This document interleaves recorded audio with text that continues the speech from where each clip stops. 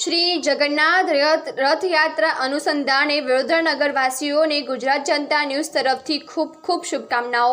ભગવાન જગન્નાથની 43મી રથયાત્રા આજે વડોદરા શહેરમાં નીકળી હતી। ન્યાય મંદિરથી લઈને રાવપુરા કોઢી રહીને નીકળી હતી। તેમાં લાખો શ્રદ્ધાળુઓ ઉમટ્યા।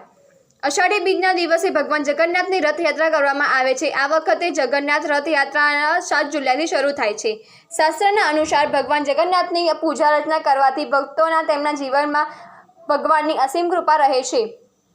ભગવાન જગન્નાથના આ ઉત્સવને ખૂબ જ ધૂમધામથી ઉજવવામાં આવે છે। આ યાત્રામાં ભક્તો ખૂબ જ ભેગા થાય છે અને તમે વિડીયોમાં જોઈ શકો છો। રથયાત્રા કેમ કરવામાં આવે છે ચાલો હું તમને જણાવું। ધાર્મિક માન્યતાઓ અનુસાર એક દિવસ બહેન સુભદ્રા તેમના ભાઈઓ કૃષ્ણ અને બલરામને નગર જોવાની ઈચ્છા રાખી હતી।